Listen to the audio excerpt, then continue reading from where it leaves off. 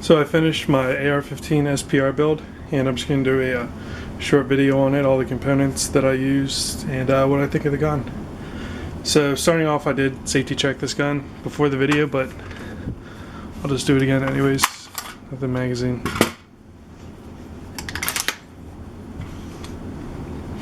Chamber's empty. So starting off, this gun is built on a Seekins lower receiver. It's a billet lower, and I like Seekins products.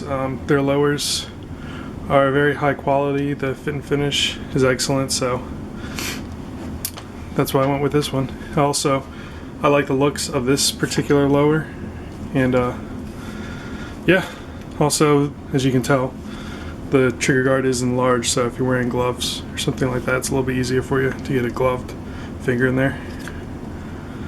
I used a Rock River Arms lower parts kit, and without the trigger group. And for the trigger group, I used a Geisley SSAE 2-stage trigger, and I love it. I have a couple Geisley triggers in my other AR-15s, and they all perform flawlessly, and no issues there. I shoot really well with them too, so that's plays a big part in that. So moving on to safety selector. It is a V7 weapon systems. It's a anodized safety selector. It's 57 degree. It's really nice fit and finish on it, well machined, so it's pretty inexpensive, and I'm happy with it. The pistol grip is a BCM Gunfighter. It's their mod 0, I believe, and I have them on a couple of my other ARs, and I'm really happy with it. Fits my hand well. Get nice grip on there. Texture's nice, and also it has down in here a storage compartment, so if you want to put batteries or some rounds of ammunition in there, you can. I don't put anything in the storage compartments of my guns anyway, so. The takedown pins, let me flip it around here, get another view. The takedown pins are Battle Arms Development enhanced takedown pins, and I like them. With normal AR-15 pins, sometimes I'll have an issue. You know, they're a little tough, a little stiff, and I'll need like a punch to get it out so I can take down the rifle. But these, they have, you'll probably not be able to see it, but they have knurling. You can see it on that one around the pin, so it's a little bit easier for your fingers to grab it. And on the other side, they are raised just a little bit, not too much, but enough to make a difference, so I'm happy with those. And I think this is an Odinworks extended magazine release. I'm not entirely sure. I got it on eBay for like 25 bucks, so it's worth it just to try it out. And I've noticed, like, in cold weather, if you're wearing gloves or something like that, you have more purchase for your fingers to push onto, so it helps. So moving on to the stock, it is a Magpul stock. It's their rifle MOE stock, and originally I was just gonna go with a standard A2 stock, but to be honest, I just like the looks of this one, and it's a little more modular too. You have sling attachment points here and here, and it's ambidextrous on the other side as well, there and there. So that played a role in me purchasing this stock. And also, I like how you can mount a rail section down here, so if I want to use like a monopod or something, I can just put it right on that rail section. But the stock didn't come with this rail section. I had to purchase that myself and mount it. You just have to drill 2 holes in here, and it's pretty simple, easy to do. And also, like most stocks nowadays, has a storage compartment. Zoom out a little bit down in here, but like I said, I don't put anything in my guns, but it's there again if you need it. So that's about it for the low receiver. I'll move on to the upper receiver. It's a Viltor MUR1 upper receiver. I really like the looks of this upper. That's the main reason I went with it. It's a little bit beefier, and the fit and finish is outstanding. It matches the lower perfectly, because sometimes, you know, the upper and lower receiver have just a little variation in the finish tone, but this one just about matches perfectly, so I'm happy about that. The charging handle is a PRI gas buster charging handle. The reason I got that is because I bought a SPR 556 rifle suppressor, and that should be coming in within the next few months, hopefully next 2 or 3 months, so I'm excited for that. And this charging handle just helps with the blowback to the face, so I'm excited for that.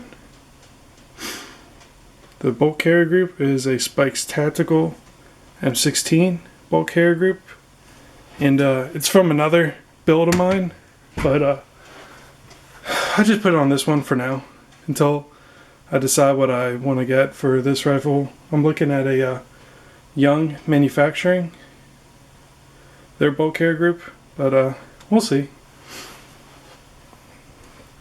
What else? The backup iron sights are Magpul, and I really like how low profile those are. They are rock solid. They're made out of steel. They don't lock up, which I'm totally fine with, because once they're up, they're not going anywhere unless you force it down. So, pretty happy about those.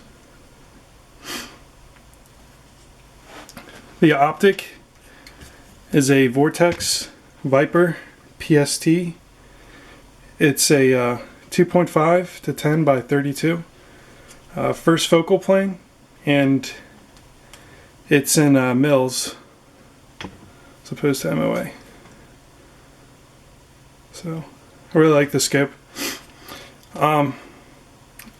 This scope sells just under $1,000, and I got it on sale for about $200 less than what most places were selling it for, and I got the last one, so I was really happy about that.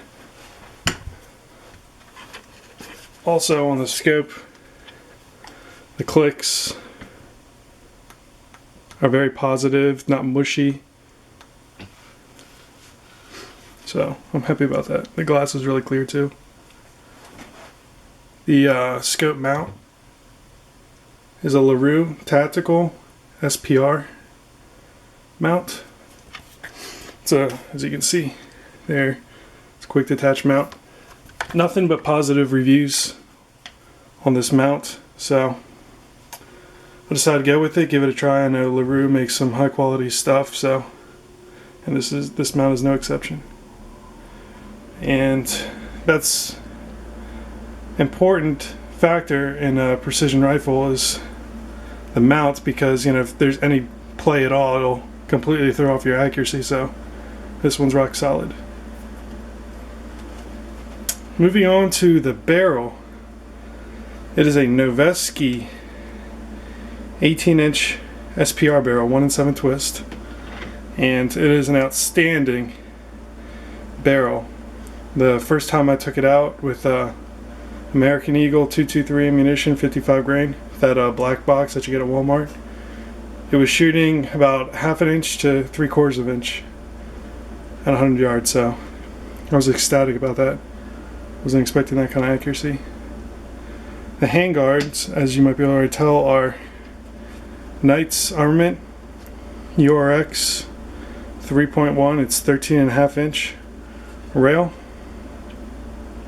and I like it. I really like the looks of it, and you have rail sections where you would need it, and it's built into the rail system. So I just have some rail covers, Knight's Armament rail covers on it, and I have a Knight's Armament Ford grip on there, but I know some people don't like them. I like them. I use them. It works for me, so that's the important part for me.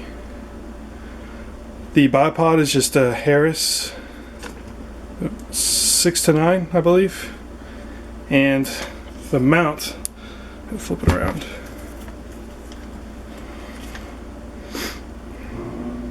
is an American Defense manufacturing, I believe. It's a quick detach. You can see the lever right there. Bipod mount, and when I was looking for a bipod mount, I wanted something that was low profile, and this was the lowest profile I could find. You know, some of them they stick down quite a bit. You know, some may come down to here. This one is really snug up against the rail, so I like that. It's solid, it doesn't move at all. The muzzle brake is a silencer co muzzle brake. This is the muzzle brake I got for my Spec War 556 suppressor. It mounts right onto this, threads on and locks in. So yeah, that's about it for this build. Give you another look at it. I think I covered just about everything.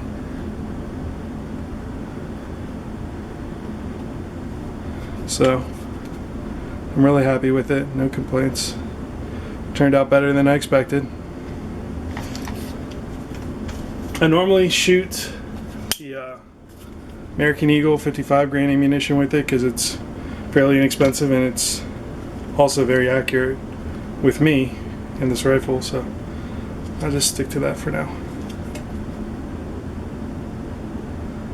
I did buy a box of Black Hills ammunition. It's their 77 grain ammunition, and I heard really good things about this, that it's super accurate, so we'll see. I'll do another video on that one, put some of these rounds through it.